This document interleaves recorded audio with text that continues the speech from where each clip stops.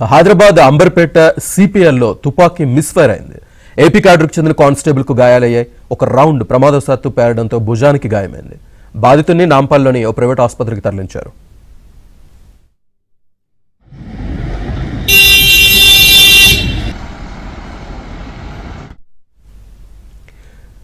ఇదే ఘటనకు సంబంధించి పూర్తి సమాచారాన్ని అందించడానికి మా కరెస్పాండెంట్ మణికంఠ సిద్ధంగా ఉన్నారు.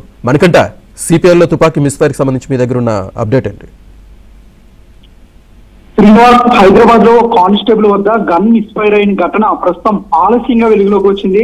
హైదరాబాద్ లోని అంబర్పేట్ పోలీస్ లైన్స్ లోని సిపిఎల్ గ్రౌండ్ లో ఏపీ కేటరీకి చెందిన కానిస్టేబుల్ గోవర్ధన్ రెడ్డి గార్డు డ్యూటీలో కొన్నేళ్లుగా విధులు నిర్వహిస్తూ ఉన్నాడు. అయితే ఎప్పట్లానే ఆదివారం కూడా డ్యూటీకి వెళ్లిన గోవర్ధన్ రెడ్డి అర్ధరాత్రి సమయంలో సుమారుగా 12:30 ప్రమాదవశాత్తు అతని చేతిలో ఉన్న గన్ మిస్ఫైర్ అయింది. దీంతో గోవర్ధన్ రెడ్డి భుజానికి తీవ్ర గాయమైంది. అదే సమయంలో తోటి సిబ్బంది వెంటనే అప్రమత్తమై గోవర్ధన్ రెడ్డిని నాంపల్లిలో ఉన్న ప్రైవేట్ ఆసుపత్రికి అయితే తరలించారు. అక్కడ వైద్య చికిత్స అయితే అందిస్తూ ఉన్నారు. కొద్దిసేపటి క్రితమే వైద్యులు కూడా గోవర్ధన్ రెడ్డికి సంబంధించి హెల్త్ బులెటిన్ కూడా విడుదల చేశారు. ప్రస్తుతం గోవర్ధన్ రెడ్డి ఆరోగ్యం నిలకడగా ఉన్నట్లు వైద్యులు అయితే వెల్లడించారు. అయితే గన్ మిస్ఫైర్ అవడానికి కారణాలను ప్రస్తుతం ఉన్నతాధికారులు దర్యాప్తు అయితే చేపట్టారు.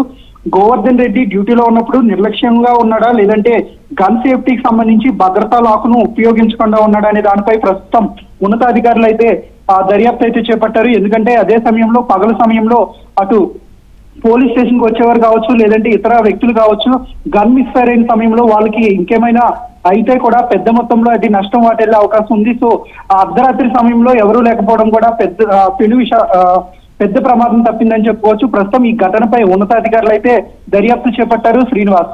Right Manikanta, thank you.